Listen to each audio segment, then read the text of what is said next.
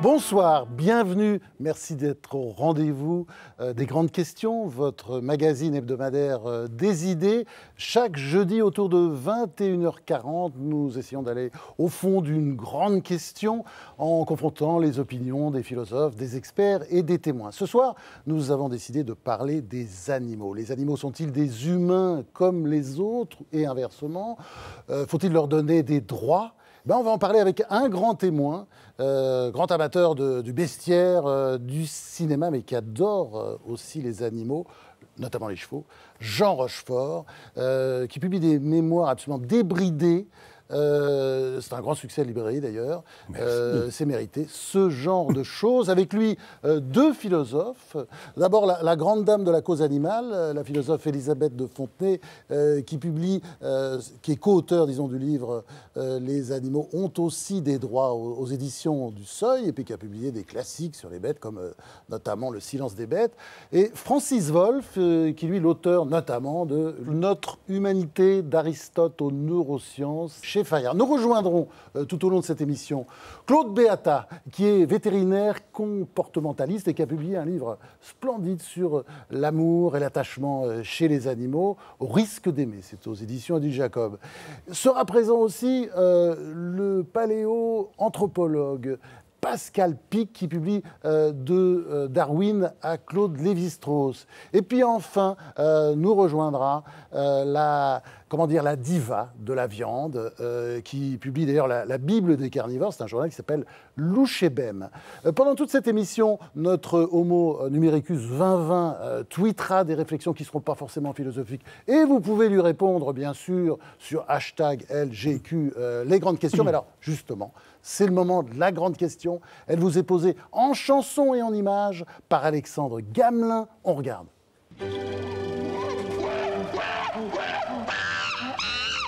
Ah, nos amis les bêtes.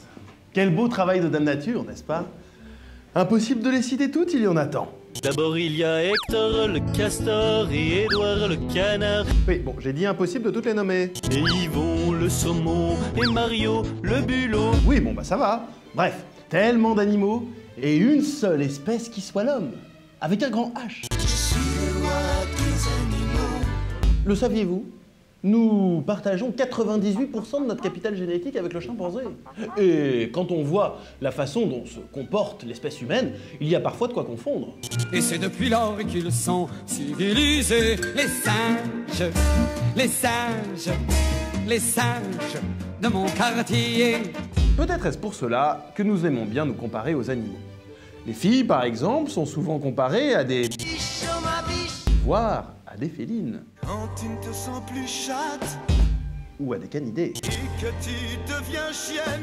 Quant aux hommes, ils peuvent être des... Petits minets qui mangent leur ronron au drugstore. ou des loups. Je veux te manger, mon loup. A l'inverse, on ne peut pas s'empêcher d'attribuer aux animaux des sentiments humains. Dans les chansons, les animaux peuvent s'aimer. Un petit poisson, un petit oiseau, s'aimer d'amour tendre. Et ils peuvent parfois carrément s'emmerder. Alors oui, on prête volontiers aux animaux des sentiments humains, mais pour ce qui est de leur donner des droits, c'est une autre affaire. Juridiquement, l'animal est défini comme un vulgaire meuble. Un meuble. Et surtout, tous les animaux ne sont pas égaux. Les animaux domestiques ont droit à tous nos égards et toute notre sollicitude. Il a queue, hein? C'était à qui? C'est à Yuki la queue qui remue. Et tant pis pour les autres animaux. Les insectes, des nuisibles. Mais le pire, ce sont ces bêtes d'élevage que l'on élève et que l'on tue dans des conditions indignes. Marguerite, n'était-elle pas plus heureuse à brouter dans les verres pâturages que dans vos assiettes, bande de monstres? Qui a le droit de faire ça? Mais précisément, Patrick, c'est toute la question juridique qui est posée. Et de nombreux philosophes rêvent aujourd'hui qu'on puisse accorder un statut juridique à l'animal. Mais pour l'heure, quand on voit la façon dont les hommes continuent à se comporter avec les animaux, on en est parfois à rêver que nos amis les bêtes puissent un jour prendre leur revanche. Ce matin, un lapin a tué un chasseur. Merci Alexandre Gamelin, je crois qu'il a vraiment bien posé la question. Alors on va commencer avec vous, Georges. Très bien. Faure. Ouais. Alors il est question de beaucoup d'animaux dans ce livre, toutes sortes d'animaux. Hein. On passe du maréchal Pétain à l'ayatollah Khomeini, avec Sartre aussi, parce que vous avez été en boîte de nuit avec Sartre. Oui, Je l'imagine oui. pas en boîte de nuit. Mon cher, il était très amateur de boîte de nuit. Ah oui. Très amateur. Il dansait? Il ne dansait pas, mais il avait des jeunes femmes qui étaient, elles, à même de danser, mais qui restaient près de lui en l'admirant. Bon, alors dans ce livre aussi, vous parlez de tous vos amis, Philippe Noiret. Alors c'est un livre assez étrange parce que on voit qu'il a été fait par vous, à la main. Il y a des photos, il y a presque des collages. Enfin, ça change des livres d'acteurs qui sont en général écrits par des nègres.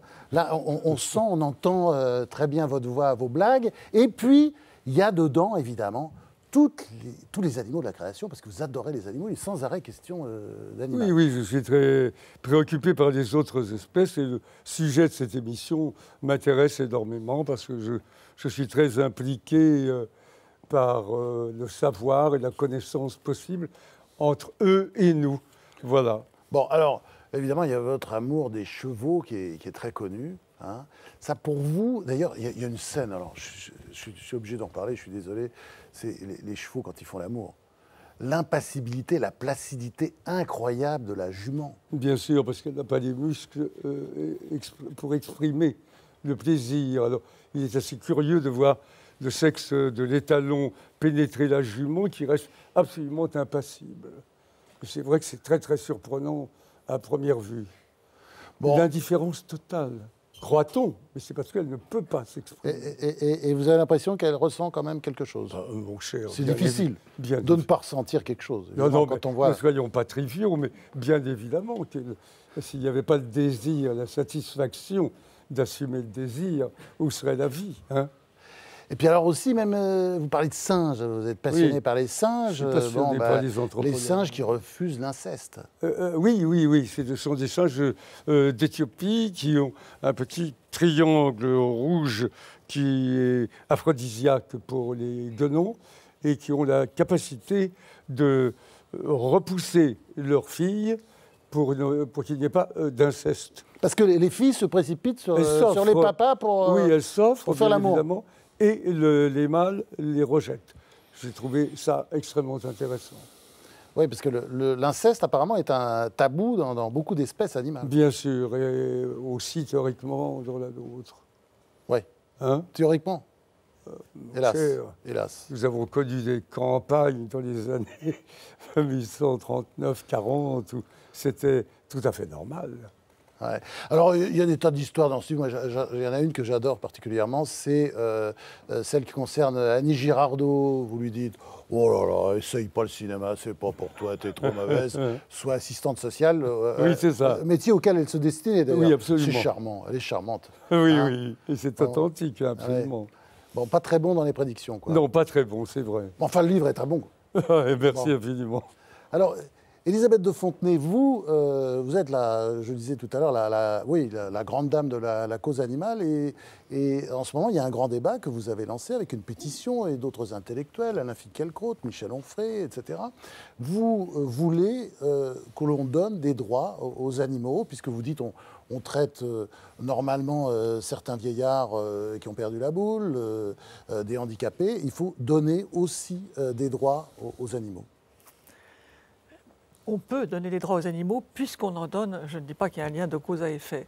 Si vous voulez, attention parce qu'il y a Francis Wolff qui est là. L'animaliste que j'essaie d'être parle sous la surveillance du grand humaniste qu'est Francis Wolff. Alors, si vous voulez, pourquoi est-ce que j'ai enfourché ce cheval, pardon pour la métaphore, elle va faire plaisir à Jean Rochefort. Bon. Pourquoi est-ce que j'ai enfourché ce cheval du droit des animaux? Parce que, au fond, j'aime pas l'éthique anglo-saxonne qui déferle et qui, sous prétexte qu'il faut faire un calcul général des plaisirs et des peines, ce qu'on appelle l'utilitarisme, il faut traiter de la même façon les animaux et les hommes. Il faut avoir autant de considération pour les animaux que les hommes. Et ça, je n'aime pas ça parce que je suis très engagée dans la défense des animaux, mais pas du tout dans cette éthique anglo-saxonne. Oui, mais vous dites qu'il faut changer cet article du Code civil qui a été écrit en 1804 et qui dit que les animaux sont des biens meubles, hein, c'est-à-dire des chaises, des verres. J'insiste sur ce point que c'est précisément parce que entre l'ontologie, c'est-à-dire une sorte de contemplation de l'énigme animale qu'on peut avoir quand on monte à cheval, le mystère de tout cela, de ce rapport de l'homme à l'animal et de l'animal tout court. Entre cela et le droit des animaux, je ne vois pas de place pour l'éthique animale, en tout cas telle qu'on la conçoit actuellement. Alors, la question du droit. Nous avons fait un texte sous l'égide de Réa Hutin, qui est la présidente de 30 millions d'amis, pour demander que le Code civil fasse intervenir un statut de l'animal entre les biens ou les choses et les personnes. Parce qu'il y a une... Vous ne voulez pas en faire un humain, quoi. Il n'aura pas les mêmes droits. Alors, c'est très important de dire que faire donner une personnalité juridique, c'est une technique juridique, donner la personnalité juridique aux animaux, ça n'a rien d'une personnification. L'animal n'est pas un sujet de droit. Nous sommes tous d'accord avec ça. Il ne peut pas contracter, il n'y a pas de réciprocité, il n'a pas de responsabilité, il ne peut pas avoir de devoir. Mais il faut le respecter, c'est-à-dire il faudra pénaliser ce qui peut se passer dans certains abattoirs, il faut bien dire. Exactement. Et alors, ce qui est très intéressant, c'est que le Code pénal est très en avance sur le Code civil. Le Code pénal refuse maintenant le droit dû et d'abus. On sanctionne très fortement, même si les peines ne sont pas appliquées, on sanctionne très fortement les gens qui exercent des violences sur un animal domestique. Alors que le Code civil traîne, il est en retard. Et c'est justement pour que le Code civil rattrape le Code pénal que nous avons demandé qu'il y ait ce statut intermédiaire de l'animal qui ne peut pas être un bien ou une chose parce que l'animal est sensible, sentant et même souvent conscient. Mais il ne peut pas non plus être une personne humaine, puisqu'il n'est pas capable de contracter. Donc voilà, c'était notre demande très raisonnable, très modeste, très modérée, signée par un tas de gens, dont des gens qui sont depuis toujours plutôt des ennemis de la cause animale. Je pense à Luc Ferry, mais il est venu à signer ce texte qui montre qu'on a réussi à un véritable consensus sur cette question. Il faut changer les choses et le droit français est extrêmement en retard par rapport à différents droits européens. Et vous, Francis Wolf, vous pensez qu'il faut changer les choses ou l'état actuel vous Alors fiez bien qu'il faille améliorer le sort d'un certain nombre d'espèces animales, nul ne peut le contester, notamment certaines conditions d'élevage, le productivisme. C'est vous qui le dites là, quand même. Hein. C'est-à-dire, vous pensez que concernant les cochons, les il y a des conditions d'élevage dans lesquelles les textes ne sont pas respectés, que ce soit les circulaires européennes, et il faut faire respecter les textes. Maintenant, c'est une toute autre question de savoir s'il faut changer le Code civil. Et là, je pense que les dangers sont bien plus grands que les intérêts et les avantages. D'abord, pour plusieurs raisons. La première, c'est que plusieurs fois, cette question a été discutée, de savoir s'il fallait changer le Code civil, s'il fallait donner une personnalité juridique à l'animal. Ça a été discuté la dernière fois en 2008 dans les rencontres Animal et Société au ministère de l'Agriculture. Et ça a été repoussé par les juristes, par la filière agricole et surtout parce qu'on ne sait pas ce que signifie dans cette phrase, de quels animaux on parle. Qu'est-ce que c'est que l'animal être sensible? Évidemment, on ne peut pas parler des vertébrés, des mammifères comme on parle des insectes. Entre le bœuf et la sardine, il y a une grande échelle. Absolument. Et on ne peut pas parler de sensibilité en général sans distinguer des niveaux de sensibilité et de quoi on parle. Très bien, mais ça, ce n'est pas le plus important. Le plus important, je crois, c'est qu'on trompe les gens en leur disant que le Code civil dit que les animaux sont des choses, sous prétexte qu'il y a un vieux vocabulaire juridique qui parle de biens meubles. Et quand j'entends certains de mes collègues se draper dans leur dignité académique pour dire « l'animal n'est pas une chose », etc., le Code civil... Là vous pensez à qui? Élisabeth de Fontenay Non, je ne pense pas à Élisabeth de Fontenay, qui est comme on sait, comme vous l'avez rappelé tout à l'heure, depuis toujours, depuis assez longtemps, une défenseuse de la cause animale, et elle fait son job. Et qui a écrit un chef-d'œuvre, Le silence des bêtes. Je pense à certains de mes collègues qui maintenant découvrent, ou redécouvrent en lisant Kant, que l'animal n'est pas une chose. Personne n'a jamais dit. À qui vous pensez dans ces collègues, c'est qui? Comment? Non, nous pensons au même Luc Ferry, par exemple, qui d'habitude n'était pas réputé pour défendre la cause animale. Mais le point n'est pas là. Le point, c'est que si vous expliquez que le Code civil reconnaît les animaux comme des biens meubles, heureusement pour eux, parce que sinon, puisque le Code civil, c'est les problèmes de patrimoine, sinon vous ne pourriez plus être propriétaire de votre chien, ne pourriez plus être propriétaire de votre cheval, le berger ne pourrait pas être propriétaire de ses moutons si ça n'était pas des biens. Alors, Jean Rochefort, j'aimerais que vous les départagiez, là, nos deux philosophes. Vous pensez que c'est un bien meuble, l'animal, ou que c'est quelque chose de plus? Ou de moins. C'est une grande question.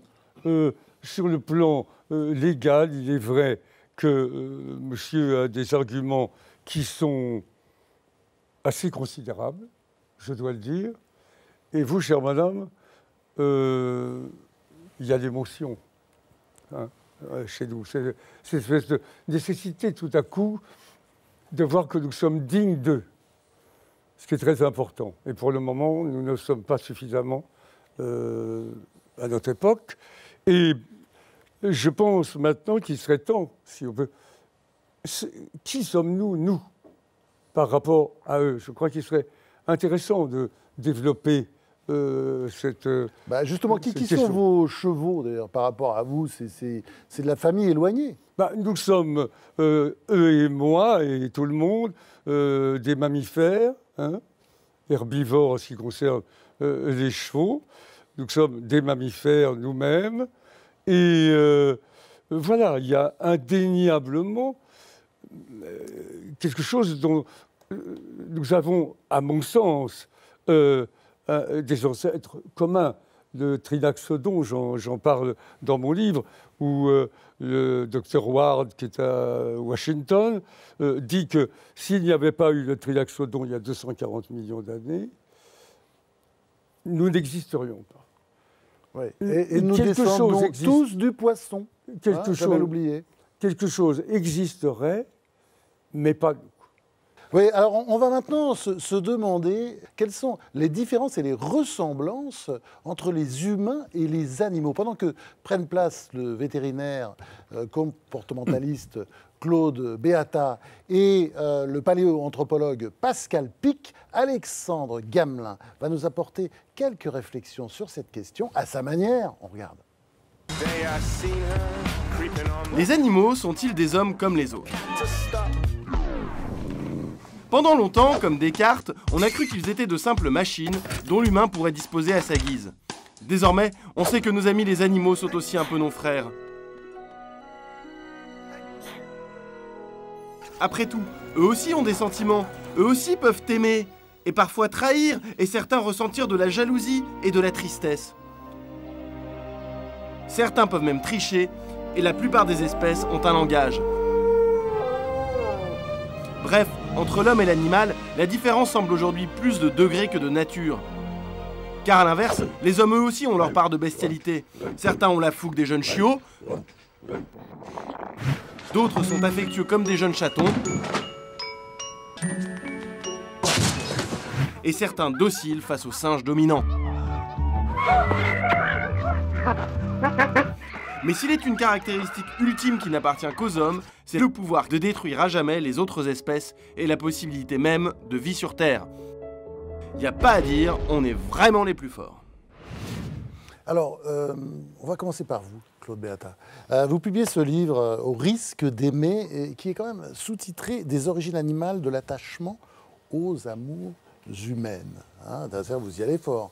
C'est-à-dire l'amour, presque, ça vient des bêtes. Alors, je vais commencer d'abord. Votre métier, c'est quoi?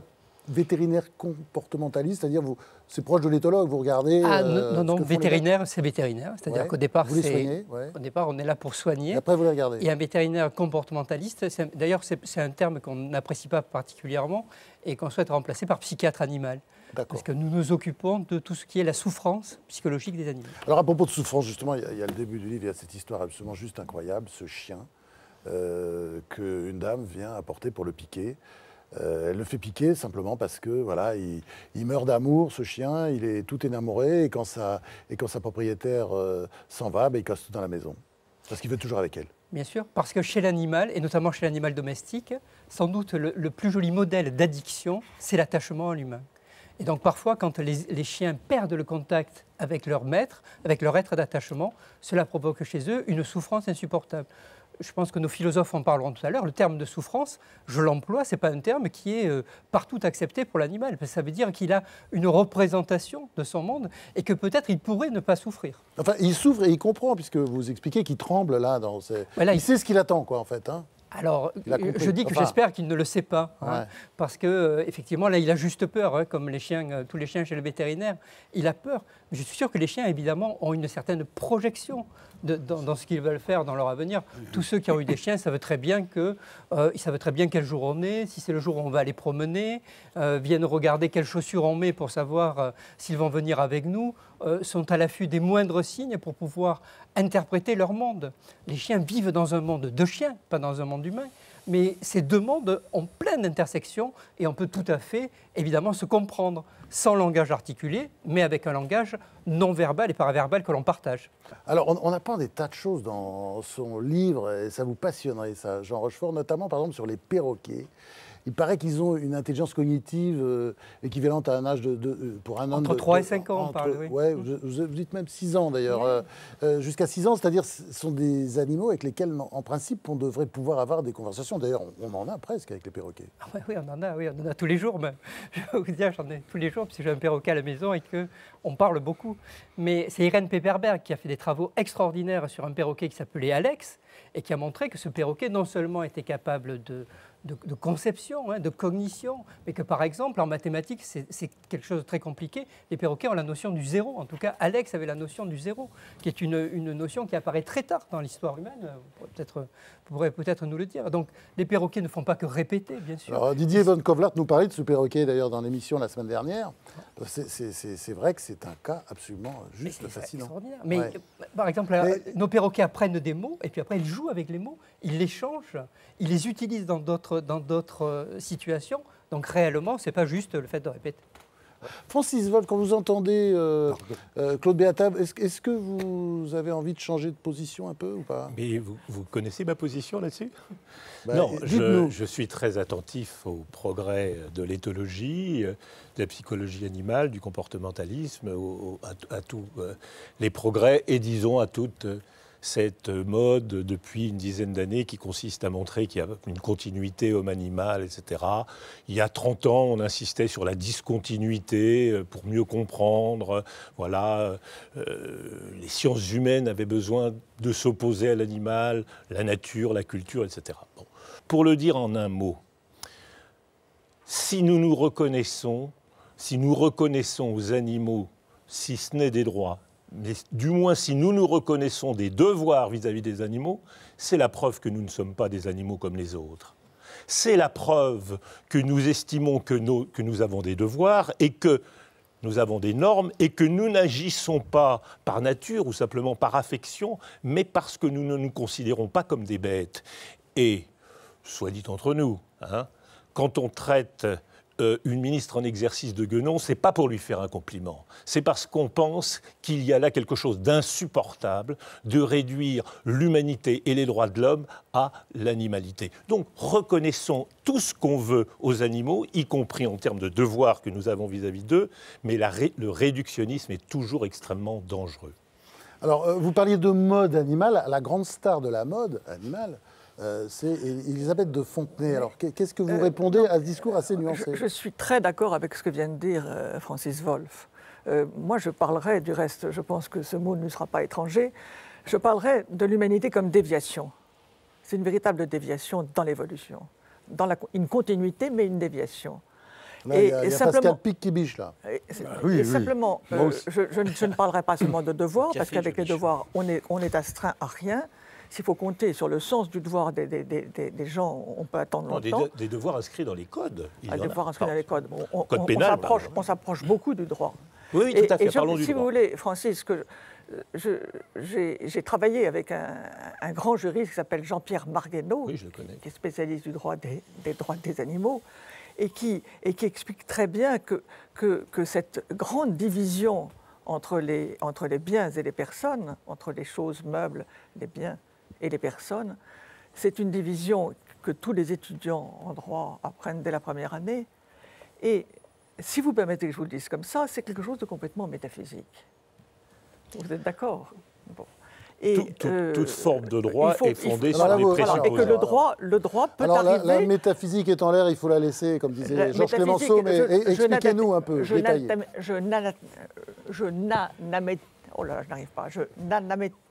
Je n'anamétise pas la métaphysique. Vous ne jetez pas l'anathème sur la métaphysique, pour dire les choses autrement. Je pense que c'est un bon travail que de la déconstruire comme Derrida a pu le faire. Et vraiment, en ce qui concerne cette grande division entre les biens et les personnes, je considère que créer un statut intermédiaire... Pour qui? Pour les animaux. Mais en général? C'est-à-dire le chien et la puce entendu, dans le même sac. Mon chien refuserait avec horreur. Mais non. Mon chien, non. D'après le Code civil, mon chien n'est pas ma puce. Bon, d'après le Code civil, c'est pas un bien meuble. Écoutez, la question de la possession est très... Vous avez une chose très importante. C'est-à-dire que les animaux sont des êtres sensibles et appropriables. Pas tous. Et ça ne va pas ensemble. Non, pas tous. Mais parlons des vertébrés et des mammifères. Les animaux sont des êtres sensibles et appropriables. Pourquoi et il y a un scandale là. Et ce scandale, il faut qu'on le vive jusqu'au bout, qu'on trouve des solutions. Il ne faut pas dénier le fait que s'approprier un être sensible... Ouais. Il y a quelque chose qui ne va pas là, c'est clair, parce que les discours les plus raisonnables et les plus scientifiques se heurteront toujours au même problème, c'est-à-dire l'amour que vous aurez un animal que vous aimez. Voilà, alors là, on est un peu dépassé. Si je peux nuancer encore mes nuances, les animaux domestiques sont réglés par le code rural, dont l'article dit « Tout animal, sous-entendu domestique puisqu'on est dans le code rural, étant un être sensible, doit être élevé par son propriétaire dans des conditions qui sont conformes à ses besoins biologiques. Mais je suis peut-être pas les puces, c'est dommage, ça ne concerne pas les abeilles, par exemple. Si, je suis navré. Pardon, excusez-moi. Nous savons maintenant que les abeilles rêvent. Bah oui, bien sûr. Bah non, je disais ça dans ce sens-là. C'est pas évident. Mais maintenant, nous en avons la certitude. Absolument. C'est-à-dire que nous-mêmes, nous faisons des progrès énormes dans la connaissance des animaux, puisqu'il faut les appeler ainsi, et on se pose ici une question très intéressante. Si nous ne sommes pas des mammifères autodestructeurs, nous sommes quoi et qui? Ça, c'est une question qui est intéressante. Justement, alors là, Pascal Pic peut répondre à cette question. Parce que lui, il a une vision de l'homme, là, dans son livre, excellent d'ailleurs, comme d'habitude, darwinien, parce que c'est un mystique darwinien. Ah non, quand même Pascal pas, mais Pic, bon. Je dis ça, c'est très insultant, mystique pour lui. Mais de Darwin à Lévi-Strauss, l'homme et la diversité en danger. Et dans ce livre, en fait, vous nous expliquez que l'homme est l'espèce la plus terrible qui soit tombée sur l'humanité, comme si c'est ce qu'il y avait de pire d'ailleurs, parce que franchement, les requins, les cafards, enfin, il y a beaucoup de bestioles qui ne sont pas agréables non plus. Hein. Les scorpions, je vous en présenterai, enfin, c'est pas extraordinaire non plus. Non, on n'est pas les pires. Il serait temps de parler de coévolution. C'est vrai qu'on a une longue tradition de la philosophie et de la métaphysique qui, d'ailleurs, dans ce débat, il faudrait distinguer le concept d'animal et d'animalité qui nous vient de la philosophie et des animaux. On a parlé de Derrida tout à l'heure. Et là, quand on parle des animaux, on n'a plus du tout affaire au même concept. Pour nous, les évolutionnistes, l'animal n'a aucun sens dans le débat qu'on a ici, puisque c'est tout ce qui bouge, qui se reproduit, qui se développe. Donc, auquel cas, on met tout. Et donc, comme Jean Rochefort l'a très bien dit tout à l'heure... Ça va de l'amibe à nous. Exact. Enfin, l'amibe, non, mais on va mettre déjà les vers de terre, si vous voulez. Donc, et derrière cela, en fait, il y a deux grandes stratégies de reproduction que l'on connaît parmi les mammifères. Les stratégies dites R, pardonnez-moi, ce sont des repères, où là, ce sont des rongeurs. Donc là, les femelles mettent des petits au monde nombreux. Et puis, des espèces chez lesquelles les femelles ne mettent qu'un seul petit au monde après une longue gestation. Donc, les hommes, les grands singes, éléphants, certains dauphins. Et à partir de là, il y a un investissement en termes d'émotion, d'empathie, de sympathie, de solidarité et de culture, de transmission de connaissances d'une génération à l'autre, qui sont extrêmement importants, avec une espérance de vie de 40 à 100 ans. Et donc, lorsqu'on parle, et j'ai lu le texte qu'évoquait Elisabeth de Fontenay tout à l'heure, évidemment, on parle de la sensibilité chez les vertébrés. Bon, d'accord, mais ça met les poissons, ça met les sardines, ça met les bonobos, ça met les chimpanzés. Donc, auquel cas... et là, ça ne met pas le poulpe. Et là, on noie le poisson dans l'eau. Le poulpe n'est pas con. Hein. Et le poulpe n'est pas stupide. Et à partir de là, on voit bien que cette question du principe des droits pour les animaux, ça, c'est une question. Maintenant, dans l'application des droits, on l'a vu entre les animaux domestiques, entre les animaux sauvages, ça devient plus compliqué parce qu'il y a de la sensibilité, c'est normal, on a tous un système central nerveux, mais maintenant, où s'expriment ces formes de sensibilité ? Sur l'empathie, sur l'émotion, sur la capacité des niveaux de conscience qui ont été évoqués par M. Wolf.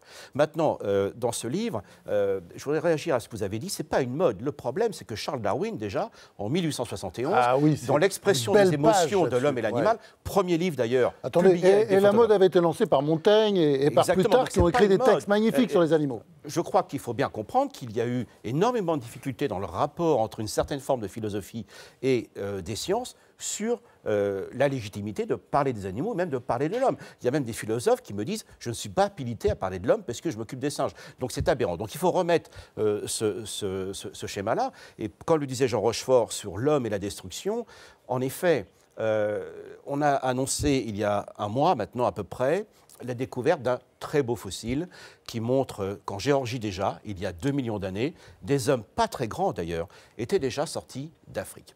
Eh bien, à partir de ce moment-là, et c'est ce que je montre dans ce livre, l'homme a en fait une puissance écologique que n'a pas les autres espèces. C'est-à-dire que nous sommes capables de nous installer dans tous les écosystèmes. Donc, il y a déjà une première expansion de l'homme il y a 2 millions d'années, mais en chemin, nous avons participé à l'extinction des espèces les plus proches de nous. Première dissemblance donc entre l'homme et l'animal, parce que dans cette partie, ce serait bien qu'on puisse parler des ressemblances et des différences. Oui, Jean Rochefort. Une chose très très courte, je tiens à dire que sans vers de terre, il n'y aurait pas d'herbe. S'il n'y avait pas d'herbe, il n'y aurait pas d'herbivore. Darwin, 1880. Merci, cher. Voilà. Claude Béata. Oui, je crois que pour répondre aussi à Pascal Pic, je me demande si les chiens n'ont pas accompagné l'humain partout, dans toute sa radiation. Ça doit être un sacré avantage pour Homo sapiens, effectivement, que cette collaboration avec les chiens. Avec le chien. Et le chien est venu l'homme a formé ces chiens-là. Hein. Alors, les chiens de race que l'on se pose actuellement, c'est qu'on parle de fait d'avoir adopté l'animal, de l'avoir domestiqué, mais en fait, le chien, il est domestiqué à une époque où l'être humain est quasiment pas capable de domestiquer. Moins 12 000, moins 15 000 ans, des millénaires avant le fait de domestiquer les autres espèces. Et là, je ne suis pas d'accord avec M. Fromm quand il dit ce qui fait de nous une espèce différente, c'est le fait de pouvoir s'intéresser, s'inquiéter des autres espèces. Non, je n'ai pas dit ça. Ah, alors je vous ai mal compris, je suis désolé, parce qu'on revoit... J'ai dit le fait de pouvoir agir selon des normes et d'appliquer des normes et de nous appliquer des normes, de nous abstenir de certaines choses conformément à des normes et donc de transmettre ces normes. Mais bien entendu... Bien sûr, parce que la solidarité chez le chien, elle est souvent bouleversante. Je cite plusieurs exemples dans le livre de chiens qui sont capables effectivement de mettre leur vie en danger. La question restant étant, savent-ils qu'ils se mettent en danger à ce moment-là, mais se mettant en danger pour sauver un être humain dans les piscines. Ils ont de toute façon, certaines espèces, en tout cas, il y a des règles, on voit bien. Vous parliez de l'inceste avec les singes, c'est interdit. Ça vient de quelque part dans le cerveau reptilien, mais il y a des règles. Il y a des règles. Elisabeth de Fontenay, la différence entre les humains et les animaux. D'abord, disons un mot de la ressemblance. Nous sommes tous darwiniens, bien entendu. Comme Pascal Pic vient de le dire, nous avons coévolué. Et il y a eu cette déviation, cette émergence, peu importe le mot qu'on emploie, qui vient, bien entendu, ça a l'air idiot de le dire, mais c'est la vérité, de la parole articulée. Ouais. Et du fait que cette parole articulée nous a permis de servir du langage pour déclarer, pour décider, pour instituer. Je ne dirais pas, je dirais que la différence, c'est que l'homme est législateur, c'est tout. Législateur, y compris, j'espère, pour les animaux. Et je crois que ça fait une différence énorme. Il faut donner des droits aux animaux, mais jamais les animaux ne seront des législateurs, jamais un animal, à moins d'avoir été dressé, conditionné, ne pourra prendre des responsabilités pour d'autres que pour ses petits. Alors, Pascal Pic, sur la question, la différence ou la ressemblance? Alors, depuis que l'on connaît de mieux en mieux les grands singes, dits anthropoïdes, chimpanzés, gorilles et orang-outans, on s'aperçoit que bien des différences qui ont été annoncées depuis pas mal de siècles ont été donc atténuées. Le point important, c'est que l'homme est dans des espaces symboliques, c'est-à-dire qu'il a besoin de se mettre en rapport, comme on dit, ontologique, c'est-à-dire de symboliser le monde qui est autour de lui. Et ça, c'est une caractéristique de l'homme. Et les animaux y participent. On a l'art de la préhistoire, évidemment. Et même aujourd'hui, dans notre culture, dans l'héritage de Descartes qu'on a systématisé, où on a l'homme et l'animal qui a été donc complètement dissociés. Regardez, par exemple, deux animaux qui ont complètement bouleversé notre rapport à notre histoire, qui sont l'un, la girafe, la fameuse girafe de Lamarck. Et donc, quand on découvre que ce cou s'est allongé avec le même nombre de vertèbres, c'est de là que vient l'idée qu'il y a eu transformation des espèces. Donc, ça nous a complètement changé dans notre rapport à notre histoire et à l'évolution.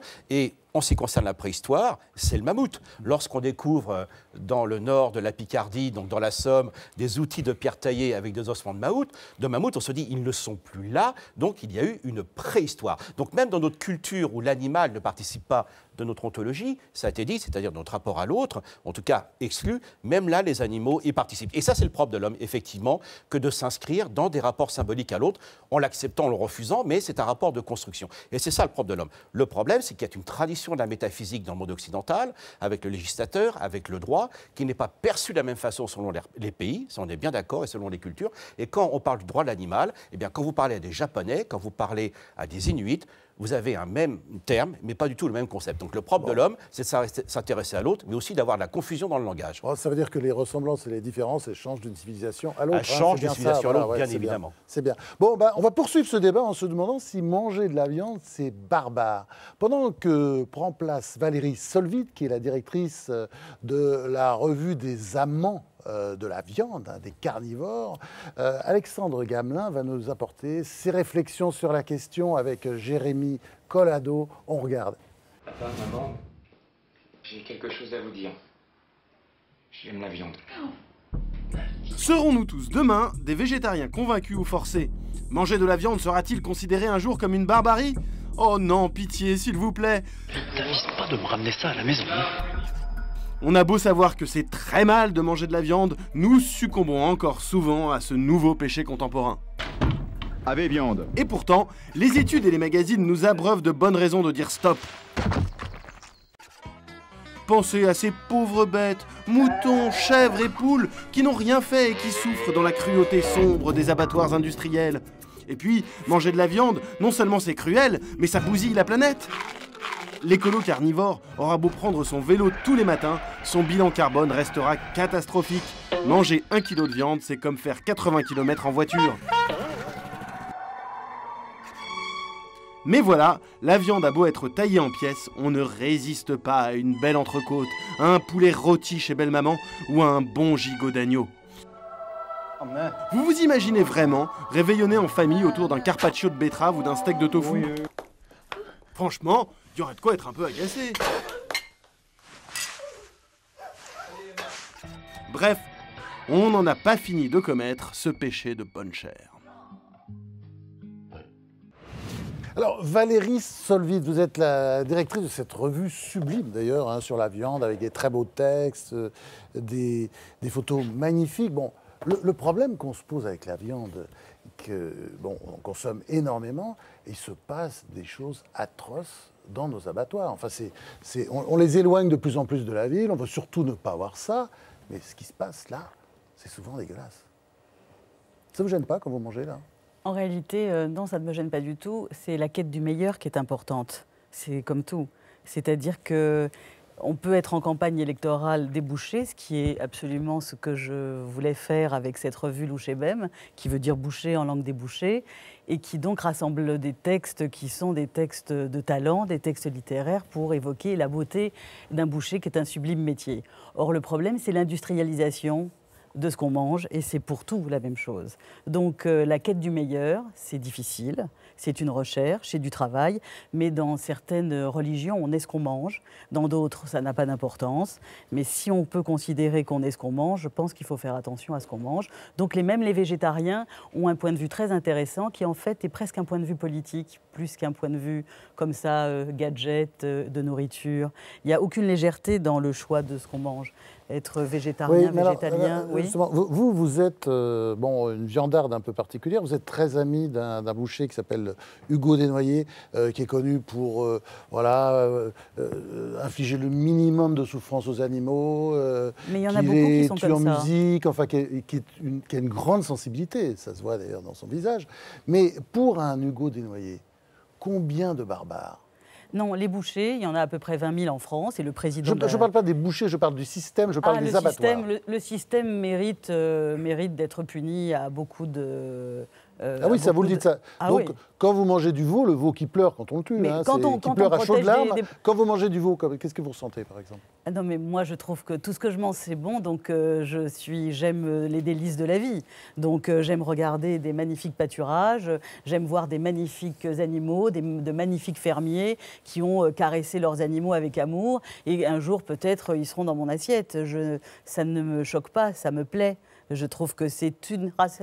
en fait, l'important, c'est la relation à l'amour des choses qu'on a. Vous comprenez? Donc, quand vous me parlez de ce boucher, il y en a beaucoup d'autres qui sont semblables. Quand on aime son métier, quand on le fait bien, on a forcément des belles viandes. Et en fait, mangez des belles viandes et vous aurez de beaux enfants. Elisabeth de Fontenay? Alors, la viande seulement pour les riches? Pas du tout, madame. C'est une question de quantité. Vous comprenez? On n'est pas obligé de manger de la viande tous les jours. Mais c'est un grand acquis social que de manger de la viande tous les jours.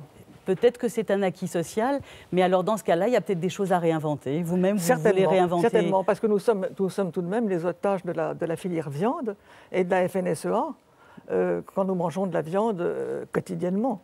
Et mais madame, on a le droit de réfléchir à ce qu'on mange. Politique, moi, je pense que tout est du savoir. Donc, puisque tout est du savoir, devenons savants de nous-mêmes, d'un certain nombre de choses, et mangeons autrement. Mais moi, la vie, je ne la vois pas comme victime, vous comprenez? Donc, à partir du moment où je ne pense pas que ce soit nécessaire d'être victime, on n'est pas là pour subir. On a un cerveau, on doit s'en servir. Qui est victime, en l'occurrence? De subir la FNSEA dont vous parlez, subir ce qu'on mange, subir les salades mal lavées. Là, on parle de la viande, mais la liste est longue. Moi, je suis là pour la viande et ce sont les bouchers qui m'intéressent. Vous avez vraiment une éthique pour les riches, voilà. Non, pas du tout, madame. Je pense que ce qui est important, c'est... Je ne peux pas être démagogique. Vous la payez très cher. Vous la payez plus cher que la viande abattue industriellement. Mais ça dépend. Tout le monde ne vit pas dans les villes près d'un supermarché, madame. Il y a des gens qui vivent à la campagne et qui ont vous oubliez, vous êtes peut-être une citadine depuis fort longtemps, mais je pense qu'on a oublié en fait que tout le monde n'habitait pas dans les villes. Et le problème même que vous posez sur les animaux... Les gens de la campagne, je les connais très bien, et ils vont au supermarché. Très bien, c'est peut-être là le problème, d'ailleurs. Les bonnes viandes coûtent horriblement cher, il faut le reconnaître. Quand c'est bon, c'est très cher. Mais moi, je ne mange pas tout tous les jours. Ah oui, bien sûr. Je pense que rien n'est bon tous les jours. La solution, nous sommes carnivores, c'est comme les tribus amazoniennes, il faut apprendre à respecter ce que nous tenons. Voilà, et les cycles. La grande tragédie de l'élevage industriel, c'est que c'est irregardable. J'y suis allé, c'est une horreur absolue. On a l'homo sapiens fait vraiment, on a envie de vomir en voyant. J'ai adopté des poulets une fois pour les sauver le truc, et ils ont mis 8 jours à se lever. Ils étaient dans l'herbe chez moi, ils restaient comme ça, ils étaient tout blancs, ils tremblaient. Puis au 9e jour, il y en a un qui s'est levé, sa petite crête est devenue rouge, elle était blanche, livide. C'est absolument immonde. Alors apprenons, c'est tout ce que nous pouvons faire, à ce que nos victimes soient respectées comme on le fait en Amazonie. Pascal Pic? Le problème de toutes ces souffrances que vous évoquiez avec les abattoirs, c'est qu'on a complètement distancié le rapport du consommateur avec des animaux souffrants parce qu'on n'a plus du tout aucune vision de ce que sont ces animaux. Et je rappelle quand même que dans le cadre de l'évolution humaine, avec les espèces les plus proches de nous comme les chimpanzés, ils sont aussi d'excellents chasseurs et la viande est un moment de convivialité. L'expansion de l'homme depuis 2 millions d'années n'aurait pas pu se faire s'il n'avait pas été à minima consommateur de viande, puisque la viande est la seule seule nourriture que l'on trouve sur toutes les latitudes, en toute saison. Le problème maintenant, ce qu'il faut bien comprendre, c'est que nous avons un héritage d'un acquis social, et Elisabeth de Fontenay en a parlé. Moi, je suis un enfant des 30 Glorieuses, où effectivement, d'un seul coup, ça a été la viande, la viande, la viande, la viande. Auquel cas, il y a eu un acquis social qui est allé beaucoup trop loin, en ce sens où aujourd'hui, on ne sait plus d'où vient cette viande. Je cite dans le livre le problème d'une alimentation trop carnée. Je ne dis pas carnée, trop carnée, qui n'est pas basée sur la qualité, mais sur la quantité. Et à partir de là, regardez, pour avoir 1 kg de nourriture, il faut 10 mètres carrés dans un potager, il faut 50 à 100 fois plus pour avoir 1 kg de bœuf. On ne peut plus tenir sur la planète avec les pays émergents qui arrivent sur trop de consommation. Et moi, je suis scandalisé quand on voit dans les grandes surfaces, prenez une cagette d'une viande de qualité moyenne, vous en avez une deuxième gratuite. Les éleveurs ne gagnent plus leur vie. On en parle avec la Bretagne en ce moment. C'est la filière qui trinque. C'est la filière. Il y a les abattages que vous avez évoqués.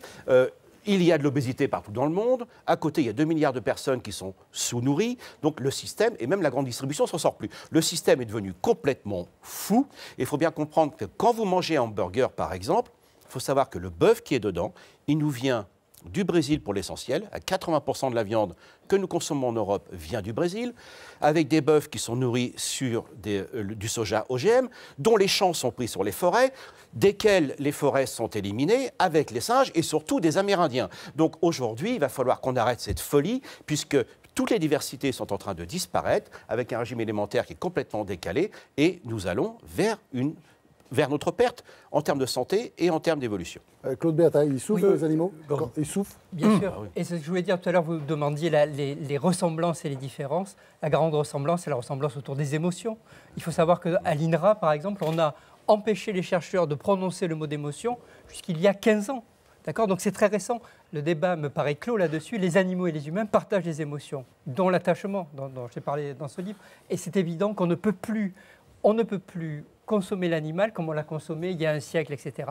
Et je crois que vraiment, les positions ne sont pas inconciliables. C'est-à-dire que je crois que réellement, et vous l'avez tous dit, il faut diminuer la quantité de viande qui est mangée, et il faut respecter l'animal parce qu'on est en face d'un être sensible, et que par contre, je ne vois pas quelle position on pourrait avoir pour interdire à des tas de gens de consommer de la viande. Vous voyez, Valérie Solis, vous n'êtes pas vraiment en terrain ennemi ici. Elisabeth de Fontenay. Francis Wolff a parlé de contrat avec son chien. Il ne peut pas laisser sur l'autoroute, sur un parking d'autoroute. Contrat moral, échange d'affection. Contrat moral. Donc je romps ce contrat moral. Oui, mais je n'ai pas parlé, je n'ai jamais parlé. Tout à fait, j'ai dit aussi. Je n'ai jamais dit qu'il y avait un contrat juridique entre les hommes et les animaux. J'ai précisé qu'il n'y avait pas de réciprocité de ce point de vue-là. Mais je reprendrai ce mot de contrat, qui est un très beau mot, bien que les animaux ne contractent pas, en disant que le contrat domestique qui remonte au paléolithique, entre les animaux et l'homme, les animaux élevés par l'homme, les animaux anthropisés par l'homme, ce contrat a été rompu, il a même été violé par l'élevage intensif, tout à fait. Je suis totalement par les transports abominables vers les abattoirs très éloignés, tout à fait. par l'abattage industriel. Tout cela est une déshumanisation profonde et une désanimalisation profonde. Et même Valérie Solis est d'accord. Oui, mais le problème, j'ajoute que la question sociale est pour moi une question fondamentale, aussi fondamentale que la question animale. Mais il y a l'idéologie, il y a la vraie vie. Qu'est-ce qu'on fait pour que les pauvres mangent de la viande? Voilà. Alors, les pauvres dont vous parlez, puisque nous sommes tous des êtres humains d'abord, donc puisque nous avons eu beaucoup de chance de manger de plus en plus de viande, et après la guerre, l'industrialisation a été en réalité quelque chose qui a été très positif pour nourrir le plus de monde possible. Et je crois qu'il y a des cycles sur Terre, et il y a des cycles, et à un moment donné, il faut des nouvelles règles. Et les règles ont été peut-être contrariées, et qu'il est bon d'en créer de nouvelles pour effectivement réinventer autrement, et puis de faire en sorte d'expliquer aux gens qu'ils deviennent plus savants de cette dégénérescence. Mais à un moment donné, ça a été positif, cette mécanique. Pardonnez-moi. Je voudrais vous demander maintenant, si vous étiez un animal, les uns et les autres, quel est celui que vous choisiriez parce que c'est plus proche de vous, par ses qualités et par ses défauts? J'ai envie de commencer par vous, Jean Rochefort. Aucun. Oh, non, aucun. Bah, attendez, quand vous tout ou rien. Mais quand vous faites le singe, vous êtes un singe, non? Oui, les singes, je me suis beaucoup intéressé aux anthropoïdes. C'est vrai, je les ai examinés pendant des heures et des heures. Et j'ai une petite anecdote qui sera peut-être intéressante. Dans un film, on m'a demandé, je jouais un rôle de vétérinaire, et il y avait une guenon qui était la seule en Europe. C'est un chimpanzé avec lequel on pouvait faire du cinéma, parce que nous savons que les chimpanzés sont extrêmement costauds, et quand ils sont violents, ils sont d'ailleurs les éleveurs, avaient toujours pour le cirque, à une époque, avaient des oranges, et quand les chimpanzés se mettaient à chahuter, les dresseurs sortaient des oranges. Et à ce moment-là, les chimpanzés devenaient absolument calmes, le public était émerveillé. Ce sont des enfants comme les autres. Oui, mais les oranges, ils les dressaient avec des oranges congelées, en frappant sur la tête des chimpanzés violemment pour qu'ils obéissent. Alors, dès que les chimpanzés voyaient les oranges, ils s'arrêtaient tout de suite. Attendez, vous pouvez refaire ça. J'aime quand vous faites le singe. Refaites le singe. Non mais, c'est un singe. Non mais excusez-moi, on n'est pas là pour faire le clown. Mais je trouve... alors, mon anecdote, elle est intéressante. Donc, je fais ce film et il y a une guenon qui peut travailler en liberté en Europe. Elle était la seule à l'époque.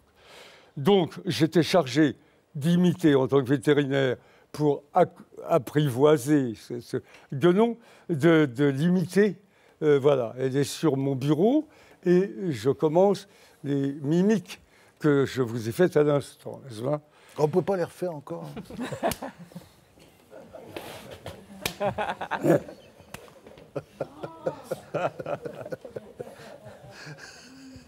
Voilà, je deviens clown, excusez-moi. Le métier en pensée droit. Quelle horreur. Donc, je vous demande pardon. Donc, je l'imite, la guenon se met dans un état d'excitation épouvantable, des énervements épouvantables. Je suis assis à la hauteur de ce bureau et la guenon est comme ça. Je suis un petit peu inquiet. Elle s'approche de moi, vient tout près de moi. Elle est sur le bureau, la guenon. Et je reste immobile et elle vient avec sa main et des ongles. Les ongles de chimpanzé sont vraiment des poignards. Et elle me passe son ongle sur les cils. Et le dresseur me dit « Ne bouge pas. Ne bouge pas. » Je pense qu'elle faisait un acte de compagnonnage plutôt que quelque chose d'agressif. Mais sur le moment, j'étais dans le doute, donc assez malheureux. Mais c'est assez troublant, je trouve. Et le dresseur prétendait qu'elle pouvait s'offrir à des hommes et elle ne choisissait pas les plus laids. Je n'ai jamais eu l'occasion de l'honorer. Pardon. Bon, pardon, chère madame, mais bon, excusez-moi. Trivialité. Mais quelle classe, quelle distinction. Mais ça n'existe plus, des gens comme ça. Alors, Jean Rochefort, très beau livre, l'intelligence, la classe, l'humour, et puis l'esprit français. Voilà, l'esprit français, ce genre de choses. C'est un livre de mémoire, très personnel. Des décennies que j'ai passées sur le globe, oui. Oui. C'est aux éditions Stock, et ça marche très bien. Francis Wolff, alors, quelle serait votre bête, vous ? Eh bien, écoutez, ce que j'aime chez les animaux, c'est leur animalité, c'est pas leur humanité. Et ce que j'aime particulièrement, je vais vous dire, c'est tous les félins. Il y a une grâce, une classe, un mystère chez tout félin, de telle sorte qu'il y a toujours quelque chose qui demeure incompréhensible.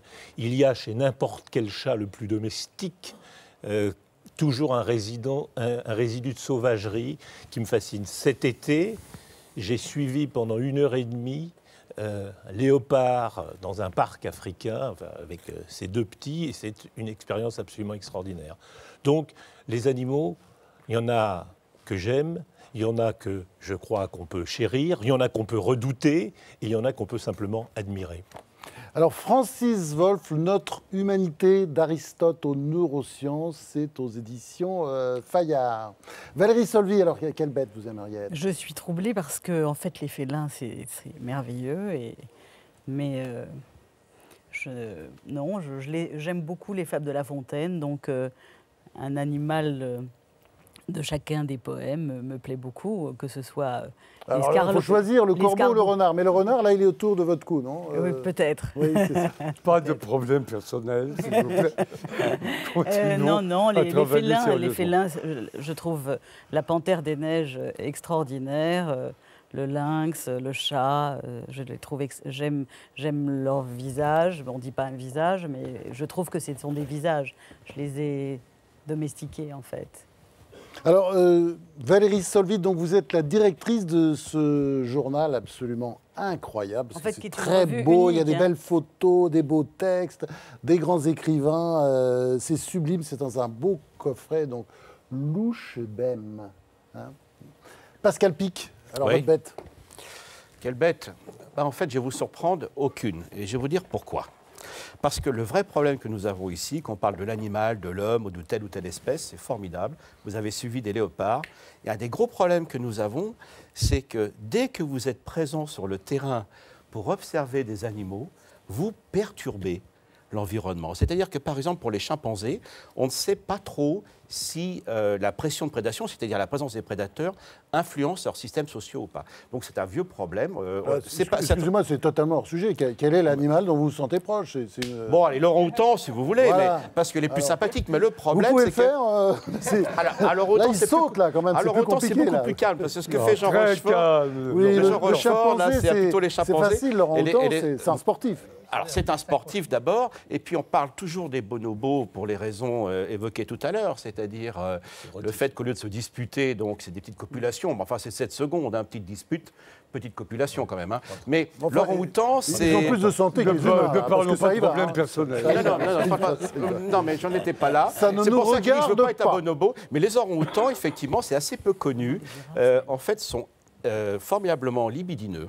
En fait, ils ont l'art et la manière de pratiquer les jeux du Kama Sutra à 40 mètres au-dessus du sol, sur une branche. Et je trouve que c'est quand même merveilleux que de pouvoir se livrer à ces plaisirs avec cette potentialité de sombrer comme ça. Faulkner disait, c'est quoi le plus bel amour? C'est celui des faucons. Parce que les faucons montent dans le ciel et le couple se réunit et ils chutent ensemble en étant l'un contre l'autre. Et au dernier moment, ils reprennent leur vol juste avant le sol. Je ne savais pas, c'est magnifique. C'est magnifique, ça. Donc voilà pourquoi je voudrais être un orang-outan. De Darwin à Lévi-Strauss, L'homme et la diversité en danger, c'est aux éditions Odile Jacob. Claude Bertha. Un dauphin, sans aucun doute. Un quoi, pardon? Un dauphin. Ah bah oui, alors expliquez-nous. Alors, parce qu'il y a tout. L'intelligence, le fait d'arriver à ne pas dormir. L'empathie. À ne dormir que d'un œil, par moitié de cerveau. L'empathie, l'intelligence, la politique. Enfin, s'il y a un animal qu'on va sans doute au-delà de l'image d'Épinal, hein, c'est un animal qui peut nous apprendre que la limite est floue, c'est vraiment le dauphin, parce qu'il est capable de politique, il est capable de prévoir des années à l'avance ce que va donner le groupe. Les femelles qui ont des petits et qui sont dans un rang hiérarchique un peu bas s'allient avec des femelles de meilleure lignée pour que leurs petits montent dans la hiérarchie sociale. Le dauphin, les capacités physiques, beaucoup de jeux sexuels aussi, le dauphin me paraît un animal idéal.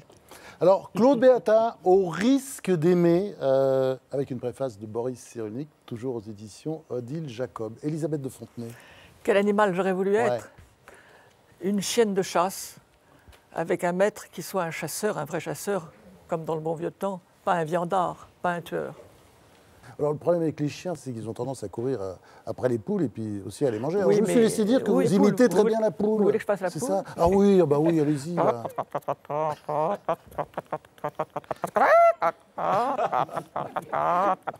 Attendez. Là, une grande philosophe qui fait la poule.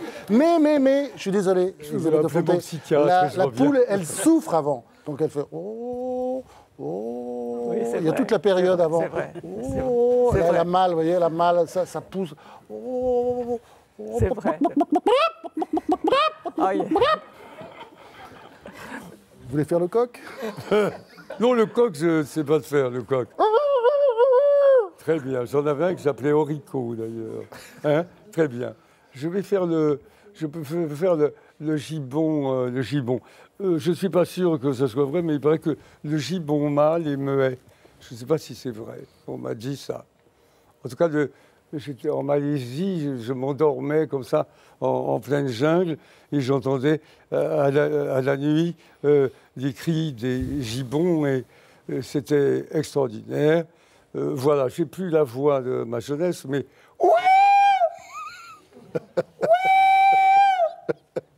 entendre ça la nuit, c'était sublimement somniférique. Depuis, j'essaie de prendre des médicaments et je n'arrive pas à dormir. Il me faut un gibbon à la maison. Voilà. Voilà, Elisabeth de Fontenay, les animaux aussi ont des droits. C'est aux éditions du Seuil et c'est avec Boris Cyrulnik et Peter Singer. Merci à vous, merci à 2020 pour ces tweets. On se retrouve la semaine prochaine, même jour, même heure, c'est-à-dire jeudi soir à 21h40 sur France 5 pour une nouvelle édition des grandes questions autour de la famille. Est-elle le dernier rempart à la crise? Avec le choc Nicolas Bedos, Aldo Naouri. À la semaine prochaine.